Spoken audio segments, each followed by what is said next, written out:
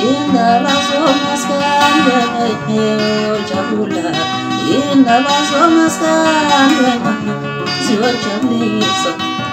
Ngikubingelela ngiphinde ngikwamukele embukelweni Ndobane TV. Siyathokoza ukuthi usubscribe kule channel yakho nqaphambili kwindozo kakhulu kuba nawe. Nawe mfowethu osasijoyinaka ukuqala kule channel yethu. Sacela mfowethu ukuthi usubscribe ukuze ungaphutha nayo yonke video esiyifakayo kule channel yethu. Njalo ngomgqibelo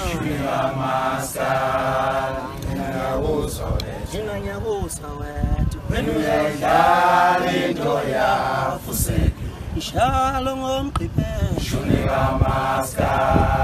nginganyabusa wethu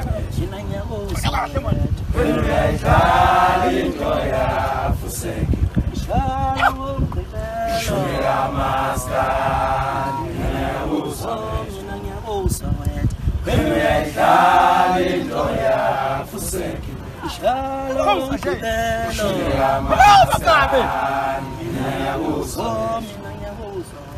when we are dying, Toya, Fuseki,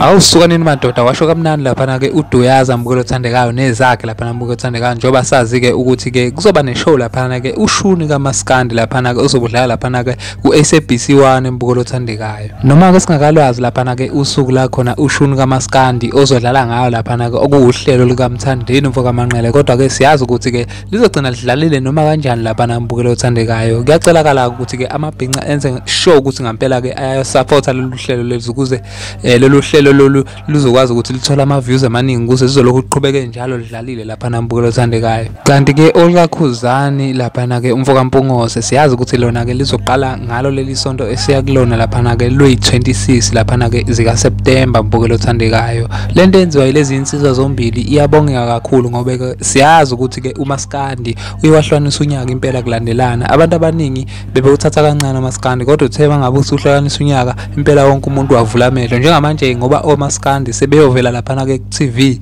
estation esikhulukazi kangaka uSABC1 baningi kakhulu ngempela abantu abazobona ukuthi ngempela uMaskandi wona ngempela umculo njengamanje usuhamba phambili kulezi insuku zanamhlanje. Kanti sengena ngigxila mbukelo othandekayo endabeni engithenga kudonsela zona osukela namhlanje mbukelo othandekayo. uAli umfoka Mgube lapha ke usekhiphe usuku lapha ke okuzi 24 zika September lapha ke okuyi Heritage Day leyo usuku lamasiko lapha mbukelo othandekayo. Wakhipha usuku lokuthi ngempela ngalolu suku lolu uzobe emulisa lapha ke indodakazi yakhe mbukelo othandekayo. Kanti ke amahlebezi athi ke kungenzeka ukuthi ke uAli umfoka Mgube lapha ke uzobe emulisa yona lapha ke le ndodakazi yakhe lapha ke kwazala amahlebezi ukuthi ke ngempela ngazi ukuthi ke yakhuleliswa lapha ke yena lapha ke Mthandeni umfoka Manqele lapha mbukelo othandekayo. Lezi indaba ke sasithole ngaye lapha ke Mthandeni umfoka Manqele, kodwa ke uAli umfoka Mgube wabuye wayiphikisa ke lezo indaba lezo mbukelo othandekayo. Kanti ke lezi indaba sithole emva kokuba ke lapha ke uAli umfoka Mgube efake le video enzokufakela yona njengamanje. Yazi kabe yami ngomhla ka-24 lapha uMgube uzobe emulisa itshitshi lapha. Yonke le genge le ehluphayo lapha sobe sikhipha ngama-1000.